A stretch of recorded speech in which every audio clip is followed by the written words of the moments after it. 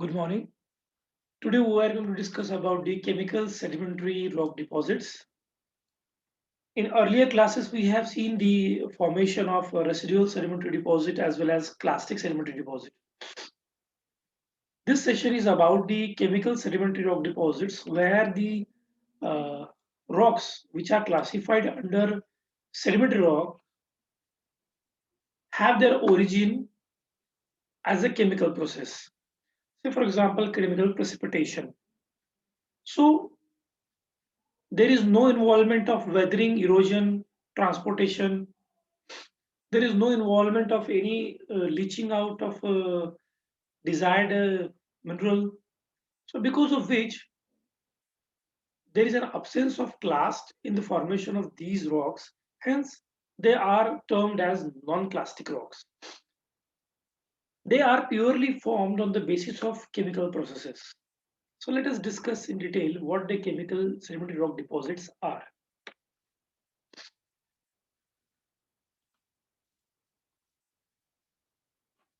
Chemical sedimentary deposits are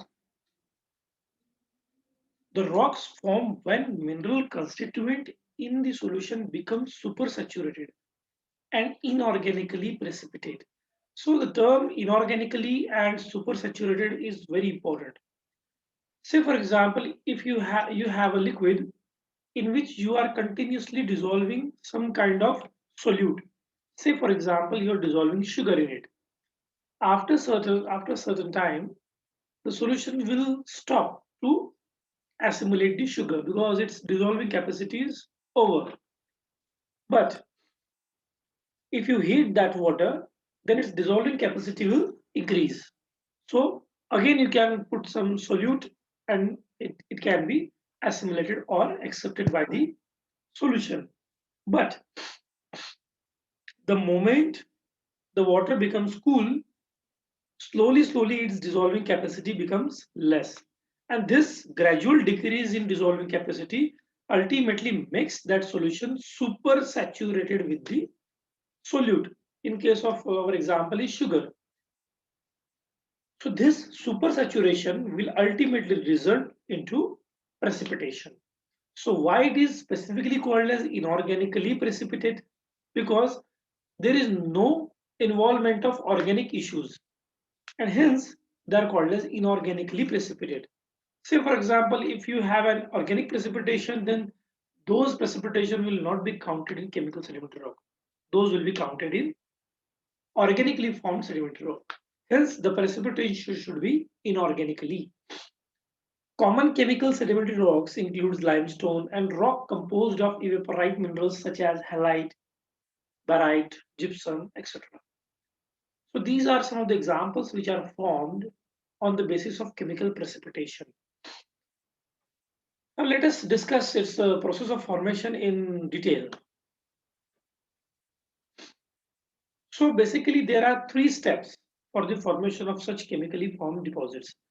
First is dissolution, second is saturation, and third is precipitation. What the dissolution is? Say for example, you have a hydrothermal solution moving over the groundwater, moving over the rocks or moving within the rocks. This hydrothermal solution has what you can say strong dissolving capacity. Okay, high dissolving capacity. So in its path of movement, it dissolves the minerals which are coming in its path. Hydrothermal solution cannot dissolve all minerals, but the solutions have priorities in the dissolution. Say for example, if it experiences or if it intersects with calcium carbonate, then it will dissolve it very quickly. But comparatively, it will not dissolve silicates or silicon minerals with that ease, but it will dissolve. So the hydrothermal solution, while their migration through the rocks, they dissolves the minerals in them, and slowly or gradually they became mineralized. Okay, they are charged with mineral matter. So after a certain period of time, when these hydrothermal solutions, okay, lose their dissolving capacity because of temperature lowering or any kind of physicochemical change, then in that case, the solution will become saturated with that mineral matter. And if it crosses the saturation limit and goes to supersaturated state, in that case, those dissolved matter from certain rocks will precipitate at another position or other location. Such precipitation will result into the formation of chemically formed sedimentary rocks. In the picture, you can see that we have taken an example of evaporite. Here, the column of water has dissolved lots of salt in it. Say, for example, ocean water. This ocean water, when detached from the main body because of certain conditions, then the water starts evaporating quickly. And when the water starts evaporating quickly, the solution become or the water becomes super saturated with the salt particles or salt crystals. Then these salt crystals will start precipitating on the ground or on the floor of the ocean or the water body. Slowly, after the complete evaporation, only the crystals of the salt will remain, and those remains can be termed as chemically formed sedimentary rock. This is a well-known example that uh, there is no role of weathering, erosion, transportation. It is quite different from the normal clastic rock formation. Okay, only there is a dissolution, saturation, and the precipitation.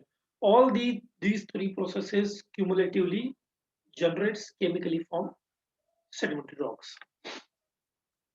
The well-known example is limestone. Limestone is a common type of carbonate sedimentary rock. Okay, so it is a carbonate sedimentary rock. Carbonate means calcium carbonate is there. It is composed mostly of mineral calcite and aragonite, which is different crystal forms of calcium carbonate. So limestone is actually the chemically formed sedimentary rock, which is carbonate in nature, and whose principal composition is calcium carbonate, CaCO3. So let us take an example of how these limestones would have formed. We know one mineral whose composition is calcium carbonate, CaCO3, and that is calcite, whose hardness is 3. So the calcium carbonate in the form of calcite is quite common in the rocks. So when the hydrothermal solutions gets in contact with this calcite as a mineral, this calcite get dissolved in that hydrothermal solution. Then that hydrothermal solution carries that dissolved calcite to some another location where, due to the change in physicochemical condition, this dissolved calcite will precipitate. Now, after precipitation, it will not be called as a calcite. Then it will be called as a limestone. So this is the way how the calcite turns into limestone. And another fact for you, just information, this limestone on metamorphism becomes marble. Okay, because what you uh, attach at your homes, the marble things, comes from this limestone or limestone metamorphism. So calcite dissolution will result into limestone formation. So limestone forms when these mineral precipitates out of water containing dissolved calcium. When the calcium is very high and carbonate is there, ultimately you will get the limestone. And completely it is purely inorganic precipitation. There are certain limestones which are organic in nature, but here we are discussing only the inorganic precipitation, precipitated limestone. Chert. Similarly, when the hydrothermal solution dissolves silicates or silica in it, and when the hydrothermal solution is charged with silica, and again due to change in physicochemical condition, it precipitates silica. In that case, you will get chert, C-H-E-R-T, chert. You can see there are bands of cherts over there in the picture. These bands are actually developed because of the sequence in the precipitation. Okay, so for example, one band is precipitated, then another band is precipitated, and similarly, there is a sequence of precipitations. So banded cherts are very common in the nature, and they are purely consist of silica. And you know that what is the which mineral shows the pure composition of silica? That is quartz. So the hydrothermal solution can even dissolve the quartz or the silica-rich minerals, and because of which they can later precipitate them in certain other location to form chert. The another good and well-known example is iron ore. Some of the iron ore are chemically formed. Okay, they are termed or classified into sedimentary deposits. You can see how the bands are developed. Okay, so banded iron deposits are quite common, and they are termed as the chemically precipitated sedimentary rocks. You can see how the red bands are there. So you can see that how the alternating deposition occurred. Okay, the one band which was without iron ore, and the another band or another hydrothermal influx with the iron ore dissolved in it. So ultimately you will get the bands structure. Okay, the band alternating band in which one band is devoid of the iron ore and another band is consist of iron ore. Usually we see BHQ, that is banded hematite quartzites. Okay, so usually these iron ores are tied up with quartzite or quartz type of bands. Okay, so these are certain well-known examples of sedimentary deposits of chemical origin. Let us see or let us discuss them in brief again. Chemically formed sedimentary rock deposit was today's lecture. So in chemical sedimentary deposit, we know that these are rocks formed because of supersaturation and purely inorganic precipitation. Okay, well-known examples are limestone and evaporite rocks, including evaporite minerals like halite, barite, gypsum, etc. Then we have seen how these minerals are, or how these rocks are formed on the Earth's surface or on the in the nature. The principal processes are dissolution, saturation, and precipitation. Okay, the well-known examples where the chemically precipitated rocks are formed like halite rocks. Okay, we have seen in the picture how the ocean water evaporates and slowly the evaporites develops. Okay, it is purely classified as the sedimentary chemical sedimentary rock. Then we have seen the well-known example of limestone. It is a calcium carbonate rock purely formed by the chemical precipitation. The dissolution of calcite in the hydrothermal solution results into the precipitation of limestone. Then we have seen chert, similar to limestone. It is just different in case of the composition. The limestone was of calcium carbonate, whereas chert is of the silica. Then we have seen the iron ore deposit. Iron ore deposit can also be observed in the chemically formed sedimentary rocks. Banded iron ores are very common in the nature. Even if you go to the Devodgaon area, which is near the uh, before the Porla, okay, you can see that there is a iron ore deposit which is banded in nature. I think it is SEDEX type of deposit. We have to investigate further.